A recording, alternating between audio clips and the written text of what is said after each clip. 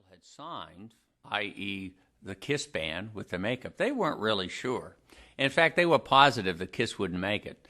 So after the album was done, there was a memo passed around Warner Brothers that maybe they shouldn't quite think about working this band. After all, how could a band with makeup make it? And they'd probably be gone soon. So just avoid working the band. Neil then proceeded talking to Warner Brothers about whether or not they would go along with the Kiss project. They said they didn't feel it was right, and Neil said, would you let me out of my contract? They worked out a deal to let Neil out of his contract. There was only one problem, though. There wasn't any money. That was a real problem. Neil had to mortgage his home just to keep the company going. And this is where this famous American Express story comes in. Seeing there was no money, I decided to put the tour on my American Express card. Well, I wasn't used to putting any more than about $100 on my American Express card, and in 1 month it was $25,000. I can still remember the call. Mr. Aucoin, do you think you're going to pay this? You seem to have used your American Express card quite a lot this month. Oh, of course, I said. Well, of course I couldn't. But fortunately, they allowed me to pay it over a period of months, and we finally got through the tour and finally got more money into the company.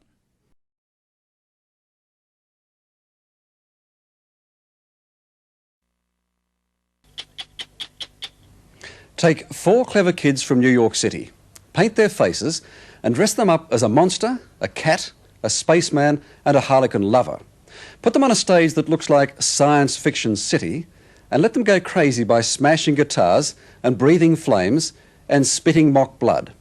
Whatever you might think about all of that, the rock group Kiss has turned that bizarre formula into a musical, money-making machine, generating $117 million a year. They're the most successful rock and roll band of the last decade, even bigger than the Rolling Stones.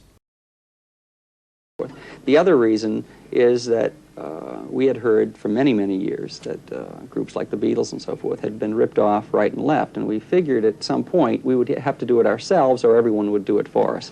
And almost down the line, whether it was bubblegum cards, were absolutely the first company we went to, which was the biggest company, said no, absolutely won't work. We went to the second largest company, and they had the biggest success they've ever had. It's big money. What are we talking about then in this sort of spin-off, this sort of marketing? What does Kiss generate a year? How many millions? Totally, the total gross that Kiss generates a year is about $117 million. 117 million. Yes, I think we're just beyond the top 1,000 companies in the Fortune 1,000 or something like that. But much more than music, Kiss is now a marketing conglomerate with their own Madison Avenue mogul and flogging everything from lunchboxes to contorted Kewpie dolls and Halloween masks. Bill Aucoin is the manager. He's the money man.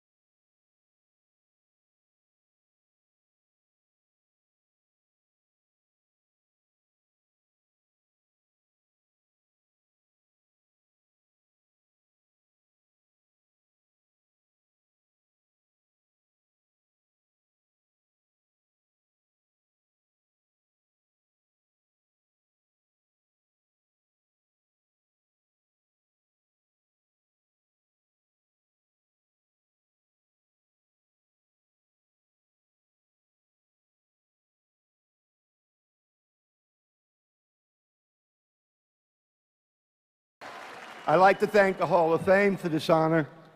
I never thought this could happen in my life. Thank you. I'd like to thank everybody that had something to do with my career and the band's career. I want to definitely thank our first manager, Bill Aucoin, who we would not be here if not for Bill.